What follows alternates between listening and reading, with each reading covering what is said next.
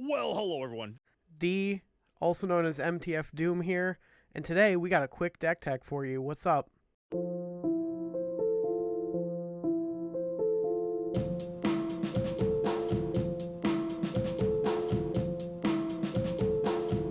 Alright, welcome back. YouTube Analytics has told me that I need to keep my videos shorter, so we're going to do that.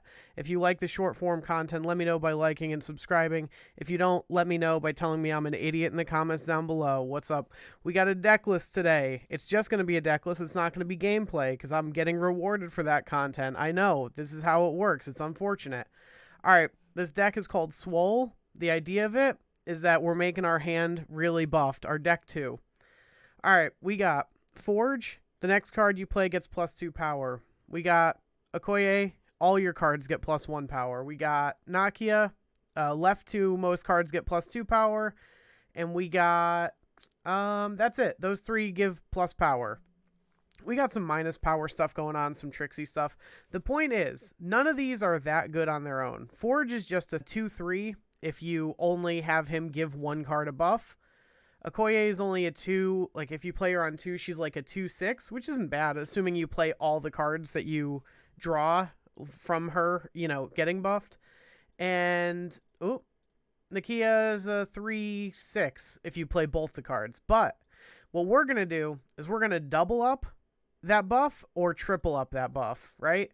So if you buff a Sinister, the clone also gets the plus power. If you buff Mysterio, all of them get plus power, and the main Mysterio still gets the 4 base power. So the main Mysterio will be like a 2/6 if you forge, but the other Mysterios will also be 2/1s. And Brood triples it up, because each of the Broodlings also gets the plus. So, oh, and then Iron Man counts double, because your total power here is doubled.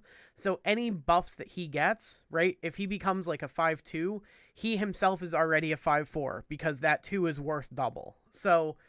that's it. That's the whole... and then Moon Girl will double our doubled cards, right? So, and if something gets a buff and then we Moon Girl it, we now have 2 copies. So on 4, we'd like play Nakia on 3, and then we like Moon Girl on 4, and 2 cards have gotten Nakia, and now we have 2 copies of each of those to play out on 5 and 6.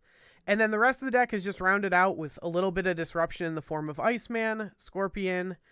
That's it. Maximus isn't really disruption. Maximus is just like a 3/7. Like you're playing him on the last turn anyway.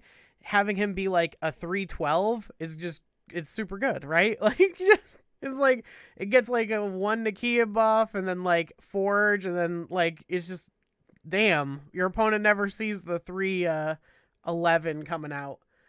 We got Beast to replay either the buff cards or the disruption cards, or even sometimes the Sinister, because it'll pop both Sinisters back to your hand. They'll both cost 1, but this Sinister will make another clone.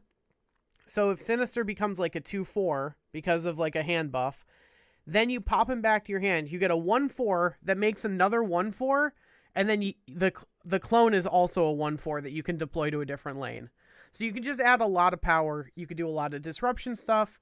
You can do a lot of really cool stuff. The deck is really interesting and really cool, but it isn't the best deck. But we're at the end of the season, and if you're not infinite yet, like I'm not, then you might just not hit it. That's fine. We have like a monthly breakdown of my my rank coming up in an upcoming video, and like where we stood and where we failed and where everything went right and wrong, and we're just going to analyze that in the future.